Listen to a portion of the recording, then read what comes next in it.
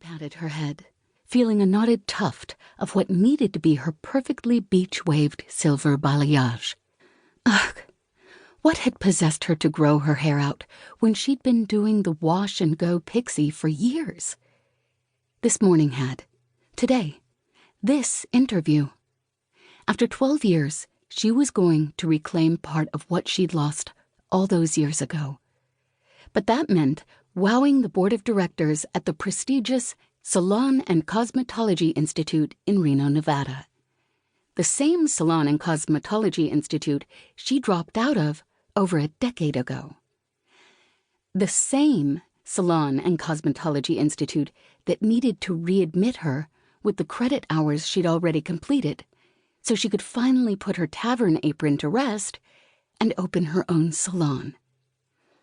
But if she was late for her interview, there would be no wowing of any board, no matter how fabulous a specimen her hair was.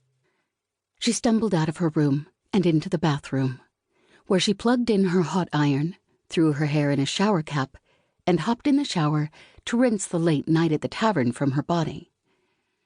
2 minutes later, she stood wrapped in a towel as she sprayed her homemade detangler, a mix of water, her favorite conditioner, and a few drops of rosemary and peppermint essential oils, in her hair, brushed away her bedhead, and then reached for her waving iron. She wound the first lock of hair around the barrel of the wand and squinted at herself in the mirror.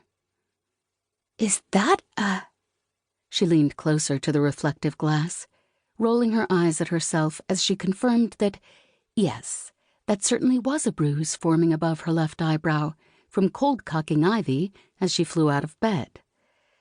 Nothing a little concealer couldn't take care of. But wait, did she smell smoke? Casey sniffed, looking to her left and then to her right. Something definitely smelled like it was burning. Like burning hair. "Shit!" she yelled, practically ripping the wand from her hair. Her smoking hair. "Do I smell burning?" Ivy called as Casey heard the front door slam. "Because this is some really bad déjà vu, Case. Are you okay?" Casey didn't have time to ruminate on how Ivy had almost burned her clothing boutique down just days before her grand opening. Because her hair. Ives?" she asked, quietly at first, too nervous for her friend to see what she'd done. "Case?" Ivy called, louder, and a bit frantic. "In the bathroom," Casey called back, but the words came out as more of a whimper. Ivy stopped short in the doorframe, a hint of smoke still wafting in the air. "Oh, Casey," she said, the corners of her mouth turning down. "What happened, sweetie?" Casey's eyes burned, but she swallowed the thread of tears. She'd been putting on a brave face for 12 years now. She'd played the long game, trained for the marathon when it came to caging her emotions. Because the alternative was what?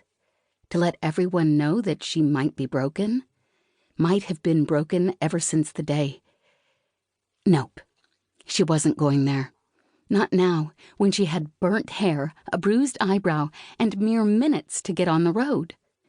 "I can fix it," she exclaimed, pulling a pair of salon shears from one of the bathroom drawers. And she did, because if there was one place where Casey Walsh didn't falter, even if it meant recovering from a monstrous blunder like singeing a lock of hair, it was hair. "You always did want bangs," Ivy said with a forced smile.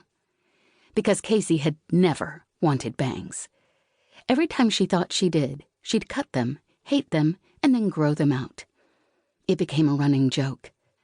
Every time Casey needed to change something in her life, especially when it was one of the pesky external factors over which she had no control, Ivy would say, "You always did want bangs," and Casey would grab her shears.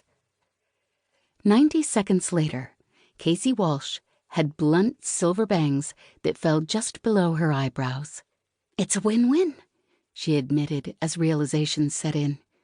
"Covers the bruise from our unfortunate headbutting." Ivy pouted.